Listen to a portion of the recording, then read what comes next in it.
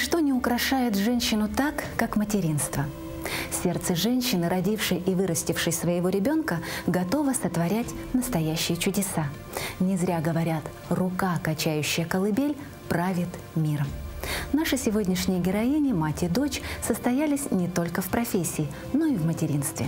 Для них это и благодеяние, и благословение, и Божья благодать. Каждая мать любит свое дитя по-своему. Нет такой матери, чтобы не любила своего ребенка.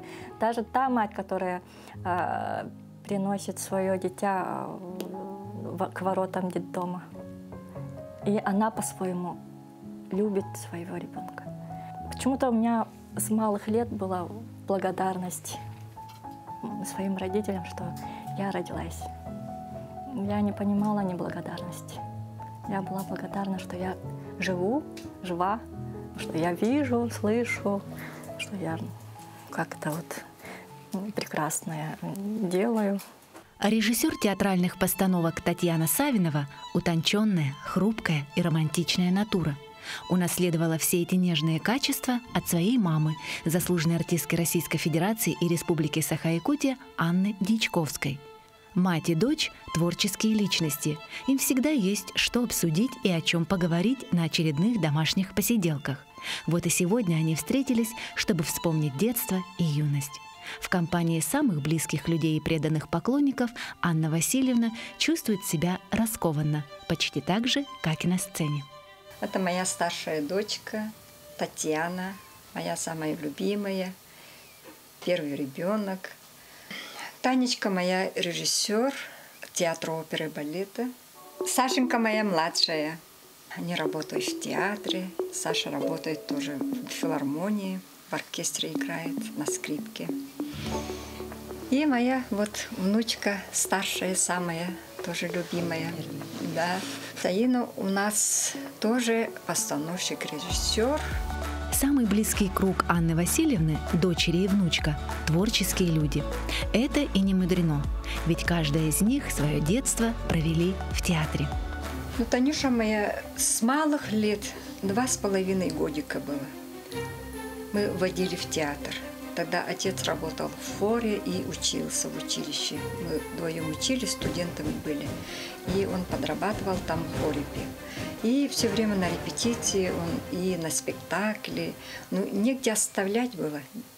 Поэтому всегда и дом, и училище, и театр. В то время в театре была премьера опера Бородина «Князь Игорь». И вот ребенок ходит в театр на репетиции, все смотрит. Она с малых лет вот рядом с нами и рядом со мной. Она очень музыкальная была, прямо такой интересный ребенок был. Она как ребенок с куклами, такими игрушками не играла. Перед зеркалом она всегда пела и танцевала. И просто, она просто не пела просто вот песни, да, она пела из оперы. Князя Игоря вообще с начала до конца. Она за героинь и героев тоже, князя Игоря, Тамарии. Она, но плохо говорила, она же маленькая, но все равно у нее слух такой хороший был. Поэтому видно было, что ребенок такой все равно станет музыкантом. Или будет петь, или ну, на каком-нибудь инструменте играть будет. Ну, вот мы догадывались так. И так и получилось. После школы она сама поступила в музыкальный колледж на вокальное отделение. Потому что, наверное, ну, есть какая-то, наверное, связь такая. Я все равно там в театре, она тоже на репетиции ходила, там на спектакль ходила. Мама поет. А вот когда младшая, вот Сашенька, да, она все время говорила, вот на спектакле ходила и на репетиции, на спектакль, потом приходим домой, и она говорит: мама, ты почему все время умираешь? Ну, такие оперы, как я пела, вот Травьяти, да, вот Виолетта в конце тоже умирает. Лакута Нюргугун, там Нюргугун умирает. Нюргун Батур, там Тоярмако тоже умирает. Ну да, мама всегда умирала. У нее такие героини были, видимо, лирическая сопрано. Опера же это драма. Я вообще росла в театре, я там все дырки знаю в театре. И я с детства хотела, прям в 6 лет, я маме сказала, я хочу быть скрипачкой. Сама пошла в ДШИ, поступила в 13 лет на скрипку. И сейчас я учусь на 3-м курсе в Высшей школе музыки имени Босикова. И у Ульяны Леонтьевны Голиковой. Мне очень нравится. И мне осталось 2 года. Я как бы выбрала сама свой путь. Я училась в 17-й школе, а он находится вот рядом прям с театром, через дорогу. И каждый раз после первой смены я шла к маме, чтобы там пообедать, там вкусный буфет был, вкусные булочки. И я всегда после обеда там, ну, все равно шерстила там между сценой, там в зале, смотрела все вот репетиции и все такое. И я один раз вот прям от начала до конца посмотрела оперу «Кармен». Угу. И я не помню, там 2-й класс, что ли, была, не помню. И я впервые увидела маму там на сцене. То есть, получается, она пела в хоре, когда я была маленькой. И я ее никогда не видела. Вот хор же их много, и как бы я ее там не находила глазами. И вот именно в опере «Кармен» она вот прям... У нее была такая сольная партия, где она выходит на стол и танцует. И у меня, когда она танцевала, у меня вообще рот вот так упал. Ничего себе, у меня такая мама, что ли? У меня был такой шок, и она такая была яркая, у нее длинные волосы были такие накладные, красные губы, тут розочка, прям испанка. И вот на столе она танцует, у нее там прям, и в конце так по музыке падает, и вот такой стоп-кадр, и я там, вот это да. И вот после этого я фанатела от мамы, кайфовала, и вообще, я полюбила сцену. После этого, можно сказать. Именно тогда маленькая Саина всем сердцем полюбила театр. Это была любовь с первого взгляда. Правда, она и предположить не могла, как ее мама попала в храм искусства. Меня даже вообще не брали на работу, потому что у меня слабенький голос был, не оперный. У меня в этом однокурсница, моя подружка Закира Николаева, ей спасибо, что она меня привела в театр. Я была, великий прокрастинатор, не сегодня, завтра, может быть. Потом, когда я буду звучать, когда научусь петь, я подойду, наверное, на прослушивание. Нет, у меня Закира, все, пошли, хватит. Протолкнула меня к Екатерине Семеновне Птицыной, главный хормейстер нашего театра. Я там спела, сложные вещи, там плохо спела. Она говорит так, деточка моя, у нас оперный театр, так что вы поймите нас. Это не просто хор, а оперного театра. И меня сопроводили, я такая выхожу, потом стою, пауза, Екатерина Семеновна, можно я буду к вам приходить в класс и слушать, что поете, что поют? Можно я буду приходить просто слушать? Вольный слушатель. Да, пожалуйста, сказали. Я такая перекрестилась и побежала. И на завтра прихожу. Ой, взяли, да, на работу, все спрашивают. Я говорю, нет. А почему пришла слушать? Я сижу так, такая прямая спина, все равно, предчувствовала, что меня все равно возьмут. Это мое место, это мой второй дом, это театр, это я с детства здесь была, и поэтому как-то уверена была. И сидя там уже руками партии возьму, там возьму, и вместе учу. Мне же никто не запрещает учить. Я пою, учу, со всеми вместе пою. Я с сопранами села. Свой голос-то знаю, сопрано где сидит. К моему счастью, там ставили «Кармен». И уже репетиция на сцене, сценическая репетиция на сцене началась. И меня никто не приглашает на сцену, я за кулисами хожу. И сцена в таверне. звучит музыка, оркестр, трам, трам, трарарарарарарам, пам-пам. Я уже не могу сдержаться, я стою такая. Меня-то не брали на работу, меня же не взяли на работу. Нет. Я стою, держите меня, а никто не держит. Никто не держит. Я могу выйти станцевать. Потом балет вышел. Потом я уже смотрю, нога идет. Там, стоп. Я уже на авансцене стою, уже фиксация. И все, я такая, все, я уже на сцене, все, поздно уже. Выхода нет, я уже импровизирую, там. Уже, у меня воображение, уже быки бегают здесь. Коррида, и пыль такая. Я там одна. Пусть меня простят там, мои коллеги, но я не сдержалась. Все, станцевала. И там музыка уже... И все, стою такая.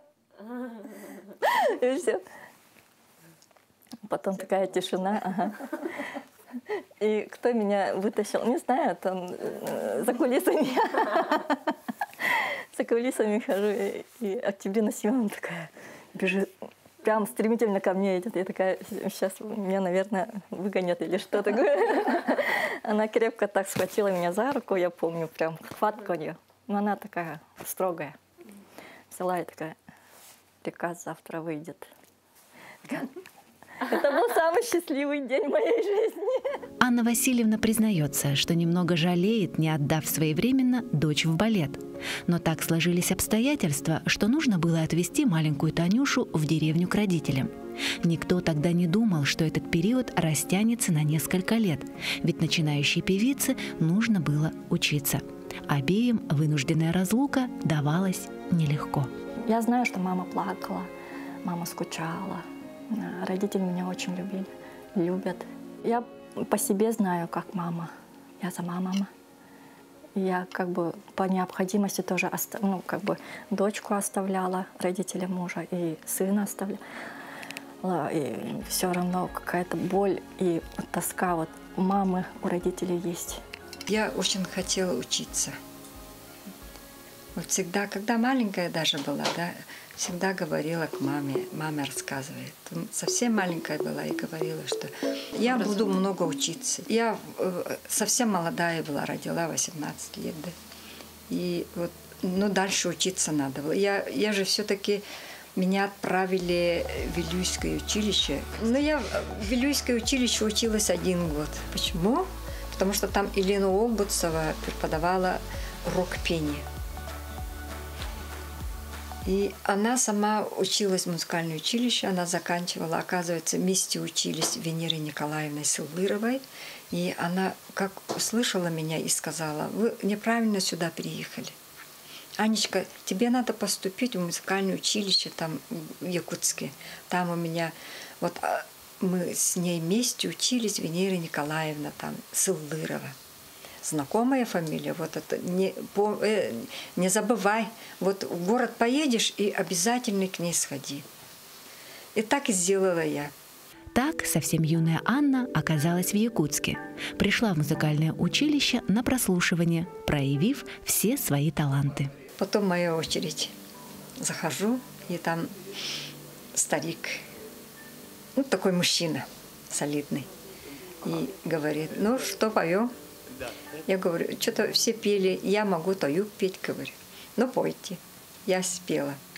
Потом он говорит, еще какую-нибудь песню поете, якутские песни?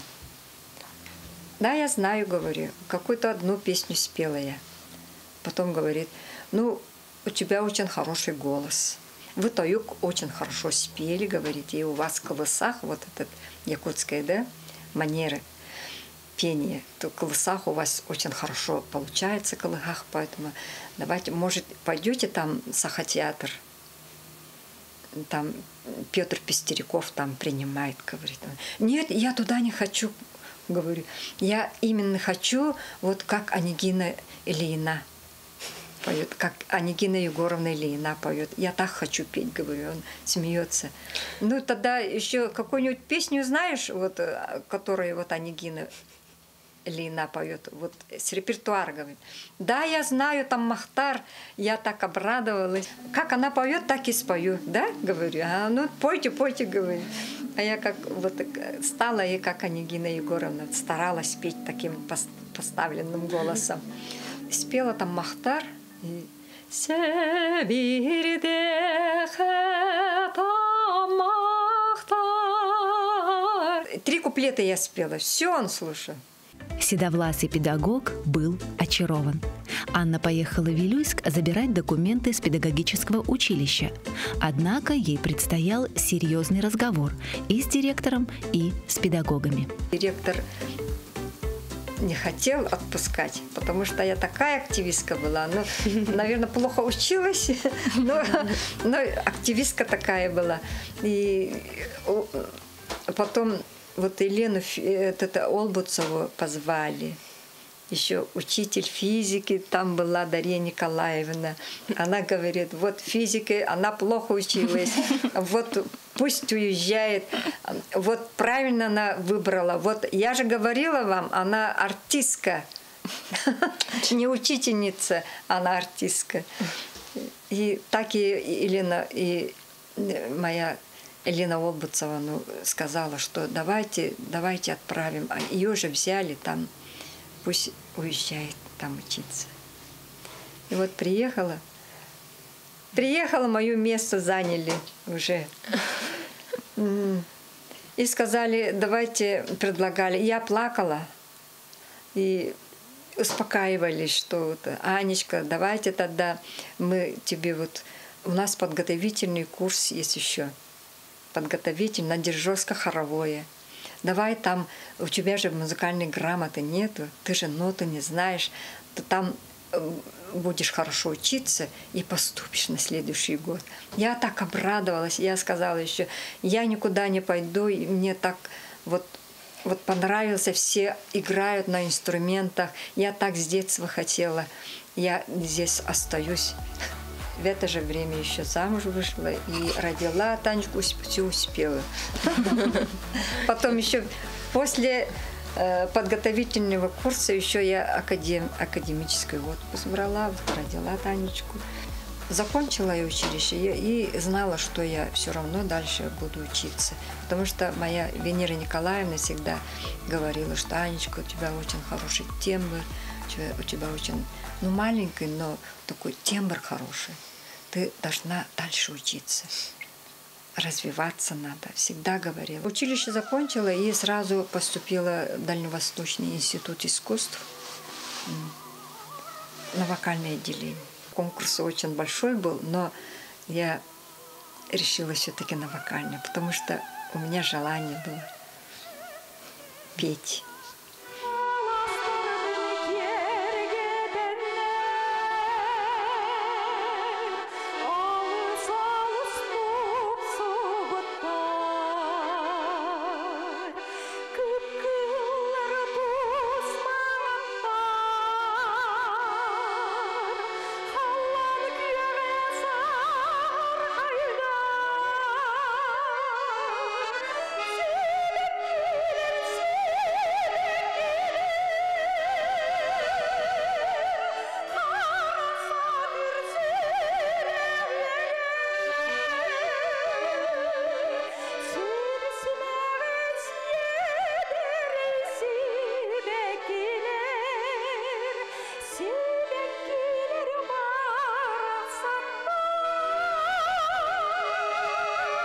Что в вашем городе, вот в этом замечательном театре, работает выдающаяся российская певица.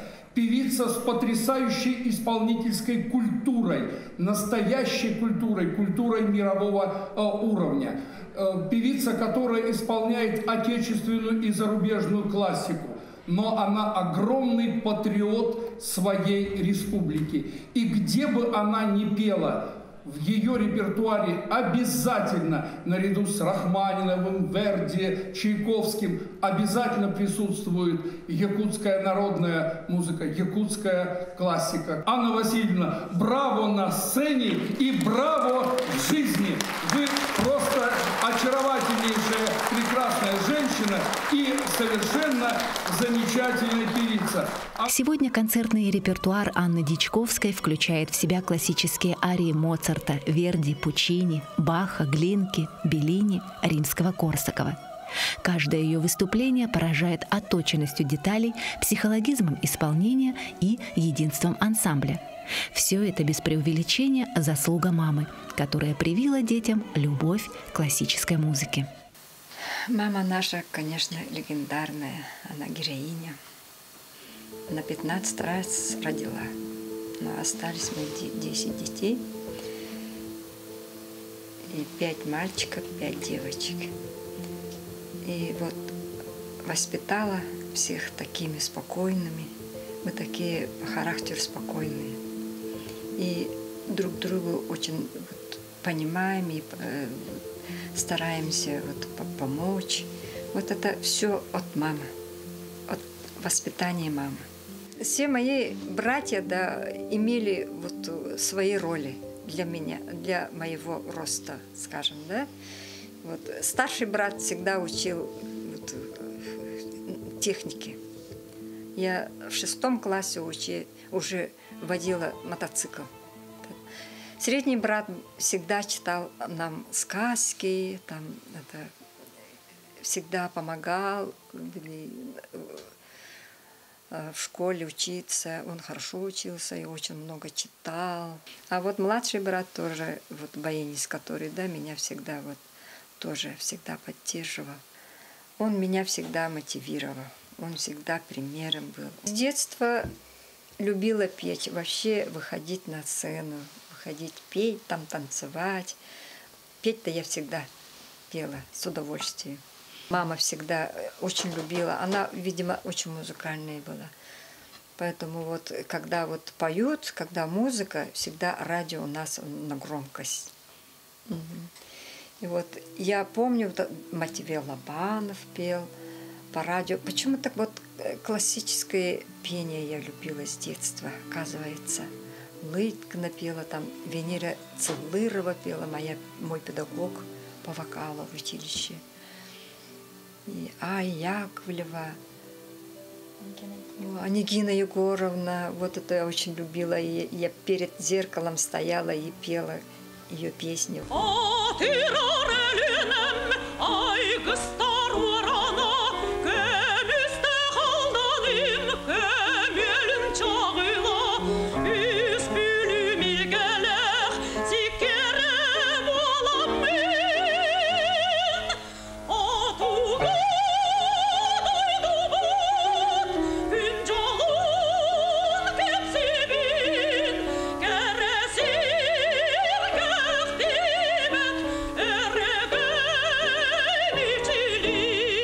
Даже ходила одна в лес.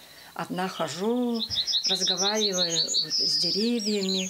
Там у меня самое любимое место было. Как бугорочек, там как сцена, да? И вокруг с этой стороны березы, как будто на сцене я стою. И там вот зрители, как будто у меня вот эти деревья. И очень любила там все время находиться и петь, и танцевать, и разговаривать. Почему-то я любила одна ходить туда. Это святое место было для меня. Когда вот, ну, весной, а летом еще лучше было. Там цветочки были.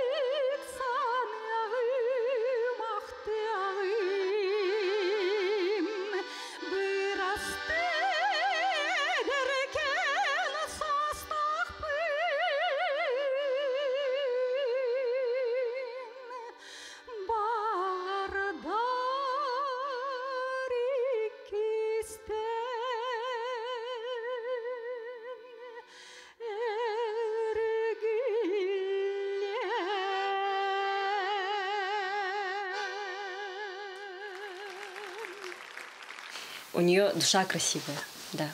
Она всем помогает, меня это всегда удивляет. Когда я родилась, она уже была такой, видимо. Не, я только когда повзрослела, поняла, что она крутая бабушка, вот такая у меня любимая.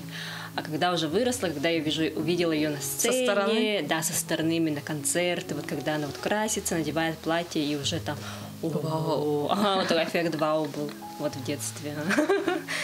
И все вокруг, ну, удивляются. Вот даже вчера, да, я же тебе рассказывала. В общем, ну, я работаю, получается, в области рекламы, в общепите. И мне говорят, Саина, нужно снять рекламный ролик, говорят. Ага. И нам нужна бабушка, говорят. И я такая, типа, хочу свою бабушку предложить, потому что я всегда ее толкаю. И я такая, они такие сразу поворачиваются. Не твоя бабушка, отстой. Я такая, почему? Она слишком шикарная. Анна Васильевна, будучи одной из ярких ведущих оперных певиц театра оперы и балета, еще и активно занимается просветительской и концертной деятельностью. С основателем и директором Музея музыки и фольклора народов Якутии, Народной артистской республики Саха-Якутия Аизой Решетниковой, они дают совместные творческие тематические концерты. Этот тандем известен не только в республике, но и в разных городах России и за рубежом. Сегодня Анна Дичковская искренне благодарит своего учителя и наставника не только за состоявшуюся профессиональную карьеру, но и за их долгую и верную дружбу. Вот эти две замечательные женщины, Анна Васильевна и Аиза Петровна, делают то, что сейчас на современном языке называется объединение, создание единого культурного поля нашей страны. Вот это они делают с колоссальным успехом. Я слушал их и в Петербурге, и в Москве, в Воткинске, у себя в Ивановке, и всегда выступления просто на самом наивысшем уровне. И Анна Васильевна и Аиза Петровна непременные участники одного из старейших музыкальных фестивалей страны, фестиваля имени Сергея Васильевича Рахманинова. И всегда Рахманинов в исполнении Дьячковской и Решетниковой это безупречен. Это высший класс.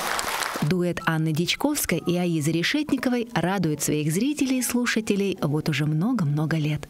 В этой творческой атмосфере росли дочери Анны Васильевны. У младшей Александры дети еще маленькие, а вот старшая внучка Саина с удовольствием рассказывает о своей маме Татьяне. Моя мама очень, в первую очередь, понимающая, очень добрая, всегда меня услышит.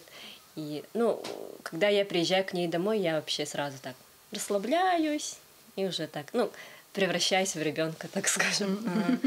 Ничего не делаю, они там с папой что-то готовят, чай наливают. Мне нравится проводить с ней время. У меня дочка супер самостоятельная. Супер. Саина очень старалась, активная была и всегда легка была вот на подъем. Иногда прошу прощения, попросила прощения у дочери, что я так была строга, что я требовала от нее что-то. Я даже косичкой очень крепко заплетала. Это был акт любви какой-то, маньяческой. У ребенка лицо вот всегда вот такое было, вытянутое лицо, и ей это нравилось, да, вот эта любовь. Она сидела вот так, когда я делала вот эти прически абсолютно маньячные, то есть они были с бусинками прям 1, 2, 3, 4, 5, 6, сколько там бусинок, каждый день другого цвета. И заколочки такие самодельные, сама вязала, шила, красивые цветочки. В общем, ребенок был прям... Весь класс помнит, типа, у Саины были самые красивые прически. Если бы я сейчас, в 3-й раз была мамой девочки, нет, я так не буду. Свободу бы давала ребенку. Поэтому у меня Саина у меня очень...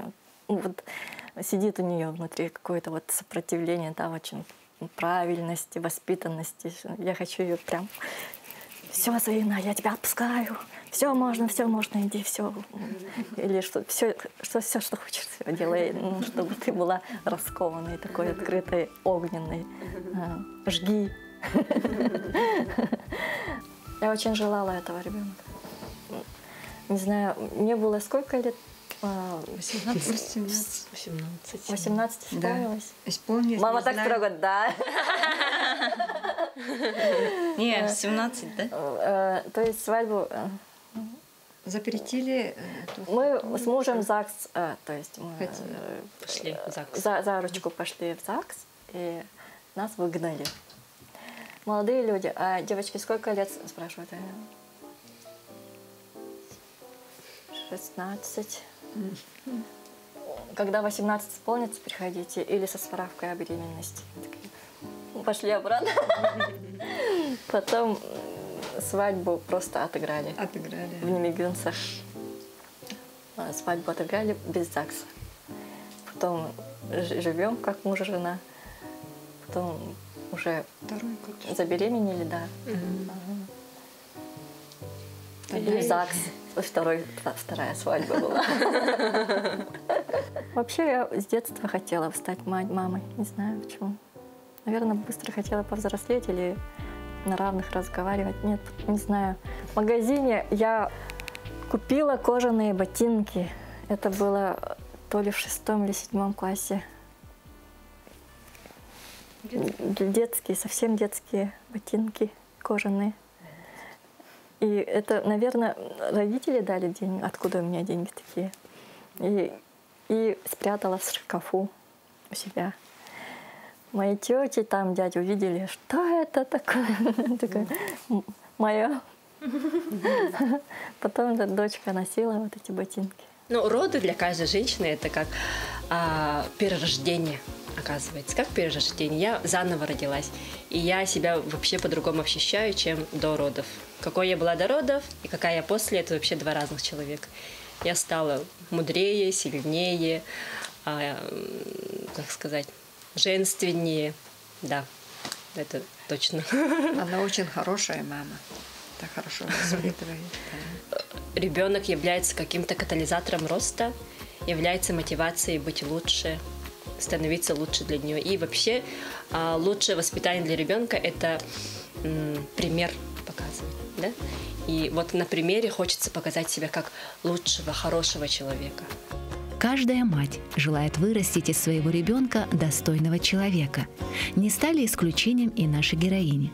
Несмотря на то, что одна из них, Татьяна, как она сама признается, не считает себя хорошим воспитателем, тем не менее, дочь и сын у нее выросли славными и талантливыми.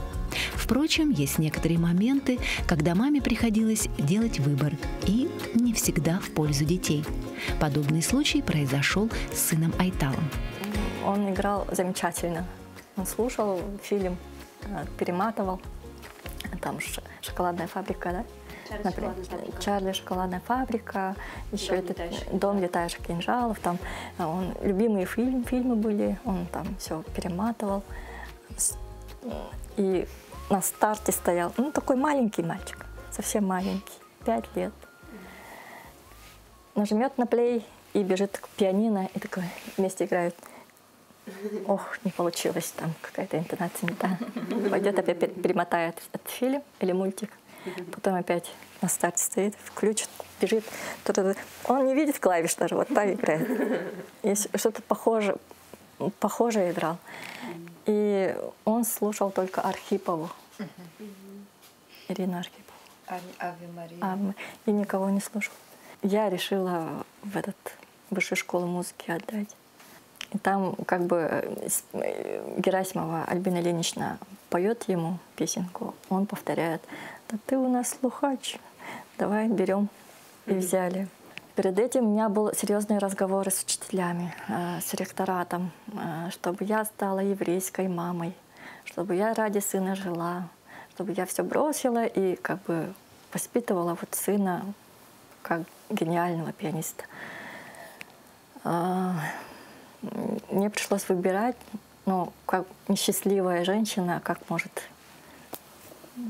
Я буду вообще ужасным человеком, если я как бы не раскрою свой потенциал жизненный. Я выбрала себя, оставила сына, и это было, конечно, он как бы, наверное, ему не нужно было, как бы, он не понимал, почему надо заниматься, почему надо учить. И воспитатели устали с ним, ну, как бы, все время требовать, чтобы он учил. И мы забрали, то есть сказали, ну, возьмите сына. Ну, взяли с удовольствием. И он был настолько счастлив, что он с родителями. Он сейчас все помнит и даже обвинял. В подростковом возрасте он спрашивал вот так, кто меня в интернат отдал. Я. Это были какие-то мрачные разговоры. Несмотря на кажущуюся беспросветность ситуации, время все расставило на свои места. Тяга к музыке взяла вверх, и Айтал все-таки нашел свое призвание именно в ней. Сегодня он студент 3-го курса Якутского музыкального колледжа. Планирует поступать и дальше. Я сейчас очень рада и счастлива, что все-таки по стопам, но все равно они музыканты. Я еще рада, что у меня музыкант, зять. То есть Саша, мой муж. Да, Саша муж, да. Кларнетист очень хороший. Московской консерватории закончил, он в филармонии работает. Павел Ляхов. Он такой, мне очень нравится. А старший зять Эдуард Новиков все знают. Сколько лет мы, да? И вот анекдоты есть про тещи, да? Но я не такая. Я очень хорошая теща. Считаю себя. Детьями. Никогда не ругаю их, никогда. Могу своих дочерей что-то замечание дать, но зятья мои. Бывает так, что мы всей семьей собираемся вот на Новый год, там какой-нибудь поход, или вот здесь просто собираемся на веранде летом. И у нее всегда стол шикарный, стол всегда полный. И всегда при параде. Да, и всегда красивая. Да. И успела приготовить там 2 пирога горячие, там салатики и все такое. Она как-то все успевает. Такая вот фея. Как бабушка, она больше с моими детьми нянькается. В этом плане она, ну да, бабушка, она вот приезжает, забирает. Хорошая бабушка. Да, на прадики приезжает. На прадик. Забирает своих внуков. Потом тут она вообще, дети, они ничего не делают, они вот так вот сидят, она приносит им с ложки, кормит там их, там телевизор включит. Что тебе еще? Что тебе еще? После этого мои дети приходят домой такие, тоже хотят так вести. Я говорю, нет, вы уже не у бабушки, да, страшно испорченные приезжают. Мне мама рассказывала, что она известная в Якутии, немного в России. Мне нравится голос прабабушки. Я обычно свою прабабушку называю Абианчик. Она любит готовить пирожки с мясом, и она добрая. Мне нравится у нее гостить.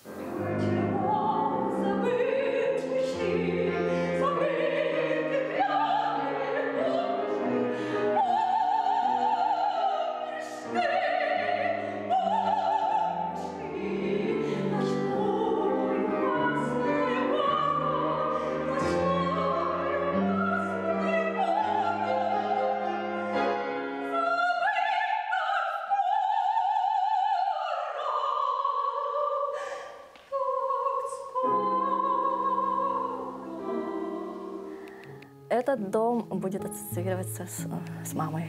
То есть она здесь воплощает свой потенциал женский, свою Венеру, красоту создает. Здесь всегда очень много цветов. Здесь выйдешь, там сад, огород, и все успевает, все цветет, все растет. Когда приходим к маме, это счастье. Ну, мама — это единственный человек, который за нас молится. Единственный. Когда в счастье и в горе, в общем, мама всегда рядом. Это факт.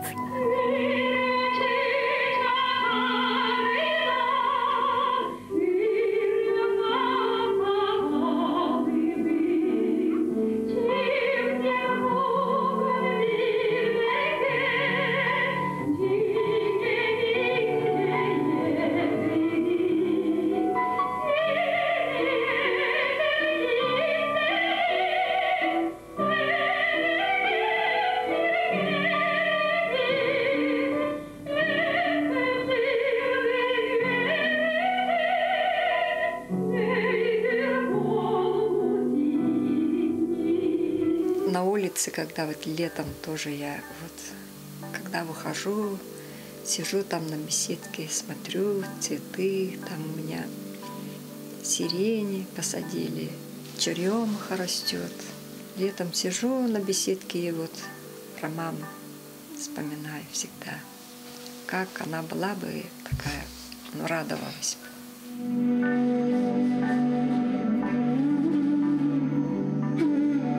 Материнство – это работа, тяжелый труд без выходных и отпусков. Материнство – это не столько профессия, сколько должность, причем пожизненная. К счастью или нет, но став матерью, женщина навсегда лишает себя права быть слабой. Быть мамой – это ответственность, предназначение, долг и великая любовь.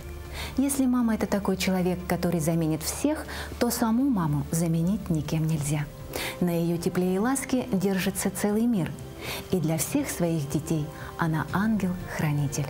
Ну а если вы не верите в ангелов, просто посмотрите в глаза своей мамы.